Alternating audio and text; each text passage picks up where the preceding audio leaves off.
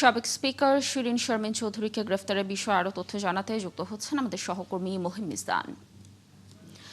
মহিম, সাবেক স্পিকার শিরিন শারমিনকে গ্রেফতার, রিমান্ড ও আদালতে নেয়ার বিষয়ে আপনার কাছে কি তথ্য রয়েছে বিস্তারিত জানাবেন আমাদের।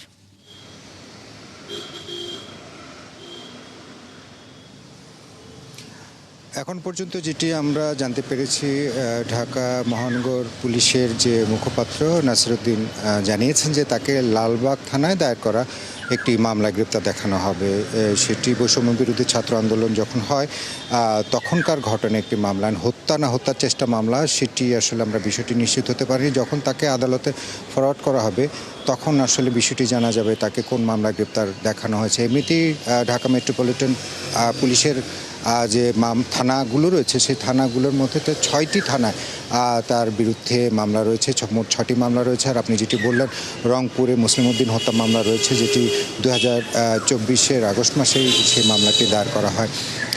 এবং এই ঢাকা মেট্রোপলিটন পুলিশের মামলাতে গ্রেপ্তার দেখানো হবে, কারণ হচ্ছে যে তাকে যদি রংপুরের কোনো মামলায় গ্রেপ্তার দেখানো হয় তাহলে এখান থেকে তাকে রংপুর নিয়ে যেতে হবে। তো ঢাকার মামলায় গ্রেপ্তার দেখানো যেহেতু সুনির্দিষ্টভাবে তার বিরুদ্ধে অভিযোগই রয়েছে ঢাকার মামলা, সেহেতু ঢাকা মেট্রোপলিটন পুলিশ সিদ্ধান্ত নিয়েছে ঢাকা মামলায় গ্রেপ্তার দেখিয়ে ঢাকা মহানগর যে মুখ্য হাকিমের আদালত সেখানে তাকে দুপুরের পর কোনো একটি সময় তাকে হাজির করা হবে এবং তাকে জিজ্ঞাসাবাদের জন্য রিমান্ড চাইবে কি চাইবে না সেই বিষয়টি আসলে আমাদেরকে গোয়েন্দা পুলিশের কার্যালয় থেকে নিশ্চিত করা হয়নি।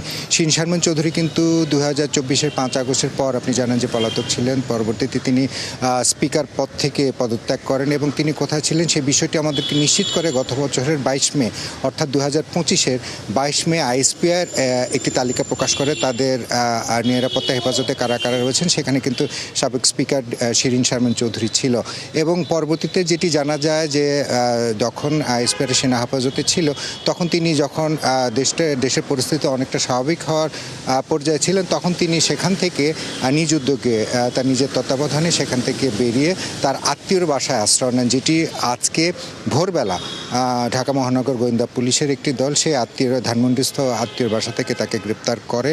এবং আপনি জানেন যে শিরিন শারমিন চৌধুরী এর আগে রংপুর 6 আসন থেকে সংসদ সদস্য নির্বাচিত হন। তিনি সত্যিকার অর্থে নোয়াখালীর চাটখিল অঞ্চলের মানুষ। তিনি শেখ হাসিনা ফ্যাসিস্ট সরকার, শেখ হাসিনা তার উপর এতটাই আন্তরিক ছিলেন যে তাকে প্রথমে সংরক্ষিত নারী আসনে 2009 সালে সংসদ সদস্য নির্বাচিত করেন। পরে মহিলা ও শিশু বিষয়ক মন্ত্রণালয়ের প্রতিমন্ত্রীর দায়িত্ব পালনের দায়িত্ব দেন এবং 2013 সালে আপনি যেটি বলেন প্রথম তিনি জাতীয় সংসদের স্পিকার নির্বাচিত এবং টানা প্রায় 11 বছর তিনি জাতীয় সংসদের স্পিকার হিসেবে দায়িত্ব পালন করে পরবর্তীতে তিনি পালিয়ে যান 2024 সালের 5 আগস্টের পর। তাকে গ্রেপ্তার করা হয়েছে, যেটি বিষয়টি নিশ্চিত, এবং তাকে জিজ্ঞাসাবাদের জন্য আসলে রিমান্ড চাইবে কিনা, তার বিরুদ্ধে কি কি অভিযোগ আরও রয়েছে সেটি হয়তো আমরা পরবর্তীতে যখন মামলার ফরওয়ার্ডিং সিএমএম আদালতে পাঠানো হবে তখন আমরা বিস্তারিত জানতে পারব।